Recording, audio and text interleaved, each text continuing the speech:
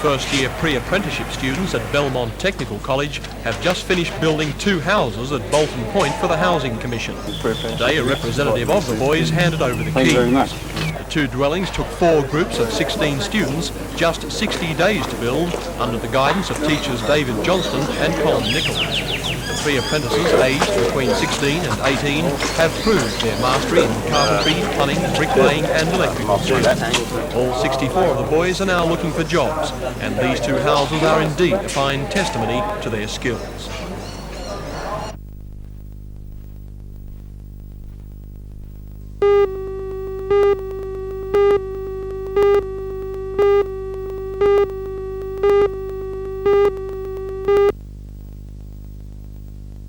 You blame the council. I do. How strongly do you feel about their actions in this case? I couldn't feel more strongly. I believe there are good and worthy men in the council, but at the same time there obviously is a majority who are, well, in my view, obstructionists. And I think this has been brought out very clearly within the last couple of days. So you're back to where you were 2 years ago? We are. What are you going to do now? Well, obviously the next first choice would be to find another buyer. I think there will be.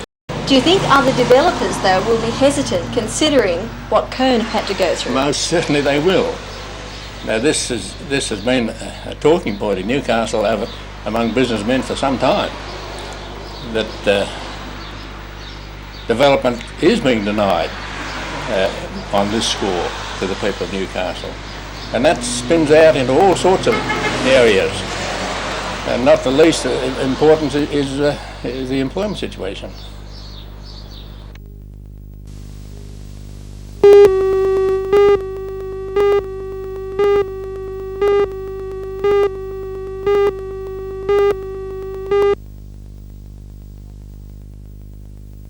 The Tom Tuff is a 34-metre ocean-going tug which will be based at Gladstone in Queensland. It was built at Carrington Slipways for Corby Proprietary Limited, a company jointly owned by Howard Smith Industries and the Adelaide Steamship Company Limited. It's the 23rd vessel built at the Slipways for Howard Smith. The first was launched in 1969 and its name was also Tuff.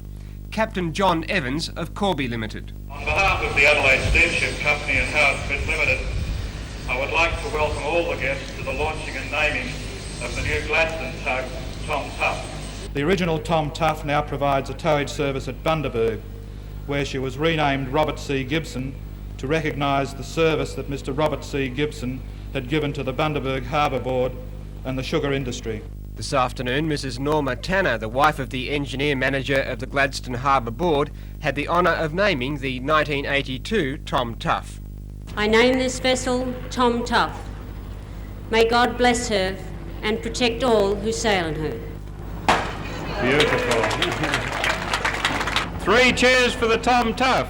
Hip hip, hooray! Hip hip, hooray! Hip hip, hooray!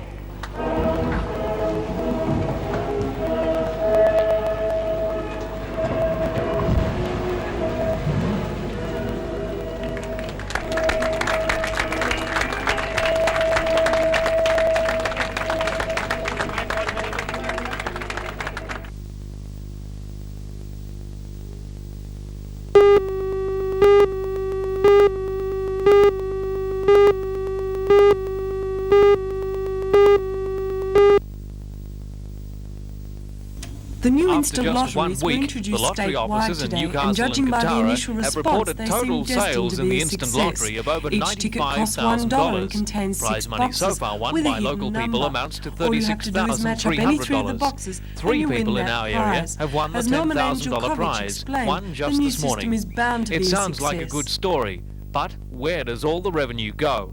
With instant lotteries, the state government takes about 34% of all sales.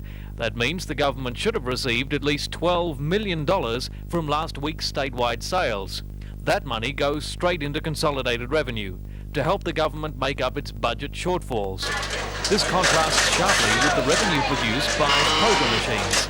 For many years, the money earned by the pokies has brought a large range of top facilities to club members. And the state government tax on the machines has gone directly to assist hospital funding. Because Newcastle has seen a reduction in poker machine and entertainment dollar anyway. But they must have a market effect on them. I mean, instant lotteries is the same as putting a poker machine on the street for the average person. I guess there is a limited leisure dollar, and another output would necessarily divide that up a little more. Is that correct? That is correct. Over the last 5 or 6 years, we've seen many new innovations for the leisure dollar. We've seen pools, lotto. We're now getting instant lotteries. The same amount of dollar can only be spent, so somewhere there must be a drop-off. The government is estimating in its budget a 10% increase in poker machine revenue. Do you think that will come about? That would be an impossibility. With the introduction of the instant lottery, the introduction of random breath testing, which I might add I and my association are for, I can only see a very large reduction in poker machine income next year and poker machine taxes for the government.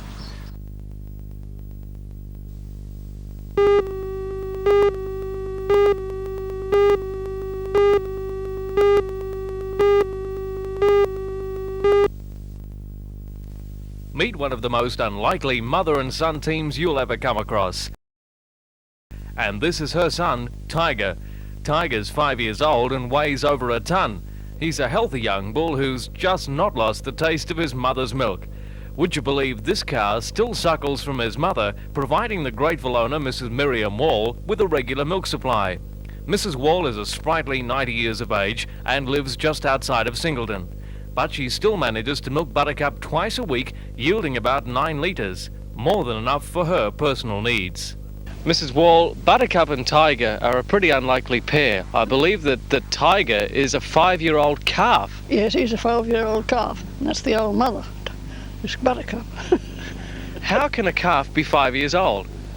Well, I suppose it's not a calf anymore. It's a bullock now. But I believe it's still sucking on its mother. It still sucks its mother, yes, it does. Regularly? Every day, or sometimes twice a day, I suppose. I don't always watch what it's doing. And how long have you been getting milk from Buttercup?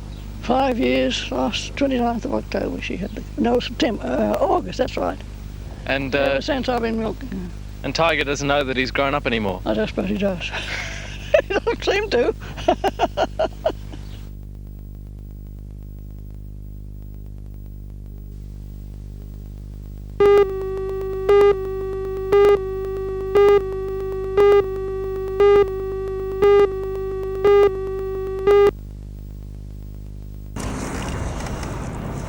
Firemen say the blaze broke out shortly before 5 p.m.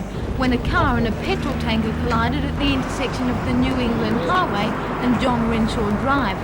Apparently, the panel van burst into flames on impact, setting bush near the roadside alight. The driver of the van was taken to the Martha Hospital with minor injuries.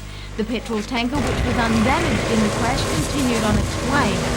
Firefighting operations were hampered when a semi-trailer veered off the road only minutes after the initial accident. At one stage it appeared that the fire may be difficult to contain. As a result of the intense heat, one of the firemen received a minor burn to the hand. However, the fire is now out. 5 hectares of bush were burnt, but there was no property damage.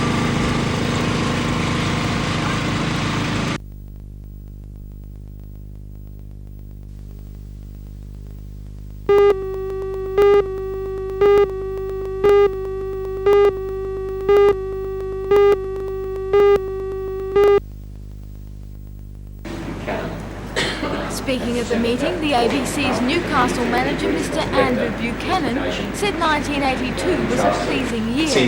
However, he added that attendances at the performances, including the 50th anniversary concert, were poor. He said it's becoming an increasing challenge to encourage new subscribers. Also discussed at last night's meeting were plans for next year's season. The ABC's Assistant Director of Music, Mr. Michael Corban, says there will be 7 concerts catering for a wide variety of tastes. There's a lot of variety in the artists. We've got the pianists, we've got a very fine singer, William Workman, a wonderful violinist, Henrik Schering, and there's a lot of variety in the programs too. There are some old favourites like the Pastoral Symphony of Beethoven and some quite new modern music too.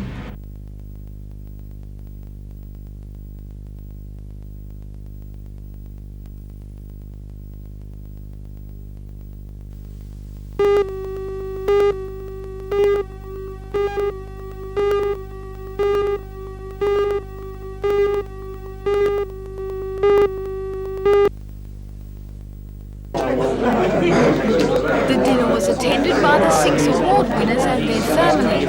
Making the presentations was the General Manager of Carrington Slipways, Mr. Don Laverick. Cheques and certificates were given to top first, second and third year apprentices and to others who've shown a marked improvement in the past year. And of course there was an award for the company's most outstanding final year Don't know where they're going.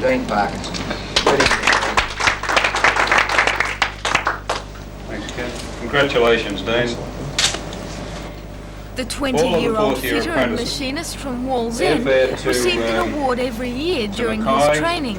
He says he is looking forward to taking up a tradesman's position with Carrington Slipways, and no wonder with the attitude he has towards his job.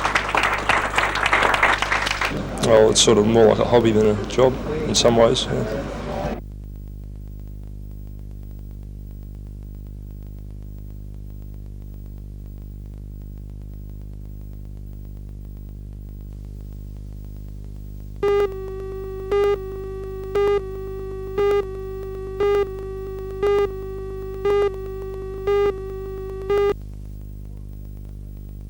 Four of the best dirt racers from America make their first appearance locally tomorrow night. Larry Moore, Jack Hewitt, Charlie Swartz and Ray Gotzi. Larry Moore has race engine problems. We've had some motor problems, but I think that the action race car I have will come through if I can get the motor going. He don't build motors normally, you know, but he's building one right now. Do you think this is a new angle for the spectators? Not only are they seeing drivers battle, but they're seeing, the big dollar going for the car. I think it'll be good. I think the cars. I think they'll show their stuff tomorrow night. Jack Hewitt, the versatile sedan and sprint car driver, seemed very happy with his new racer. I've got a WRC Formula car, which to me is the best.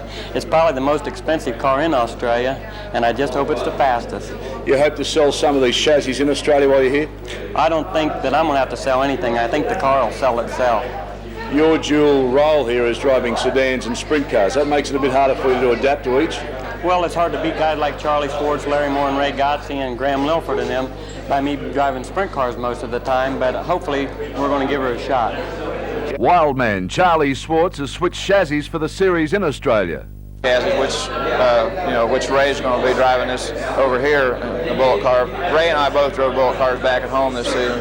And, I got a chance to drive this Tri-City buggy car over here. It's a good race car, so I took it. It's give me an opportunity to be back over. Obviously, you're hoping to sell some chassis while you're here. Yeah, sure, definitely. Ray Gotzi commented on the hot field, possibly the best ever in Newcastle. I'd say you're right.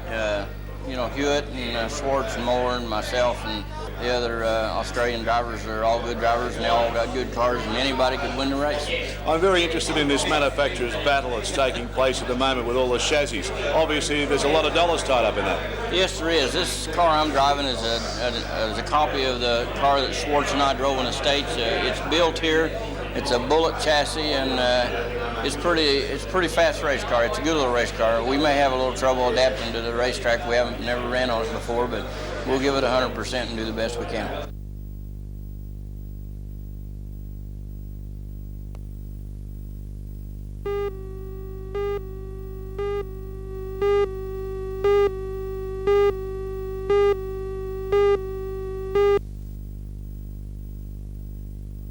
Sunday sees the running of the $5,000 Steve Aaron Memorial Trophy Race meeting at the Mount Sugarloaf Kart Circuit near West Wall's End. The meeting was originally to be run on the 10th of October, but was rained out. This has proved to be a blessing for the defending trophy holder Don McLean, who was unavailable originally but is a definite starter this weekend. With a first place prize of $2,000 plus the handsome perpetual trophy, the hot shots will be out in force, all striving for a share of the $5,000 prize money and trophies. The entry list includes John Pizarro and Peter Dell, who have had international experience in Europe, the Philippines and Hong Kong. State champions John Pasquale and Noel Judd will make sure that their respective classes have plenty of top-line competition. Local speedsters Dave Lawton and Steve Mantle will put their knowledge of the track to good use in Class Australia, which is expected to be the most closely fought of the classes.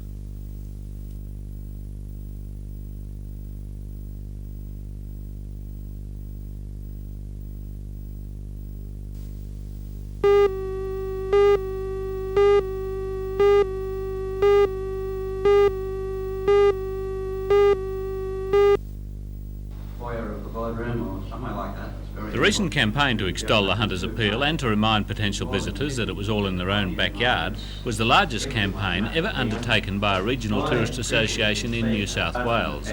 And, according to Alderman Pasterfield, the results exceeded all expectations. At the annual general meeting today, the association made awards to 3 Newcastle companies: NBN Television, Newcastle Permanent and Howard Smith. Making the presentation, Alderman Pasterfield said the support of these companies had done much towards promoting the hunter and towards consolidating many jobs in the local tourist industry.